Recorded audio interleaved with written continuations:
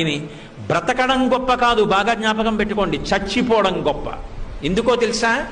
బ్రతకడం ఎలాగైనా బ్రతుకుతారు. ఆకలి, దాహము, జీర్ణము ఈ మూడు ఉంటే మనిషి ఎలా అయినా బ్రతకచ్చు. వేళపట్టున ఆకలేసి కుడితి తాగినా జీర్ణం అయిపోతే, ఆవు తింటున్న మినప్పొట్టు తినేసిన జీర్ణం అయిపోతే ఇబ్బంది లేదు. దాహం వేసి ఏది తాగినా జీర్ణం అయిపోతే ఇబ్బంది లేదు, బతికేయచ్చు. చచ్చిపోవడం అంత తేలిక కాదు.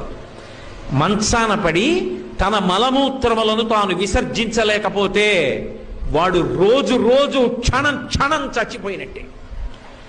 ఆ మలమూత్రములు తన శరీరంలోంచి బయటికి వస్తే పురుగులు పుట్టి శరీరాన్ని కొరికేస్తుంటే సొంత భార్య కూడా కంపులోకి రాలేక, పనివాళ్లు కూడా చెయ్యక, గది తలుపులు వేసేసి కుక్కకి పెట్టినట్టు గిన్నెలో తీసుకొచ్చి అన్నం పెడితే తాను చేసిన పాపాలు జ్ఞాపకానికి వచ్చి కుమిలిపోతే రక్షించేవాడు ఉండడు. అనాయాసంగా వెళ్ళిపోవడం అంత గొప్పది. అది ఇవ్వగలిగిన వాడు శంకరుడు ఒక్కడే.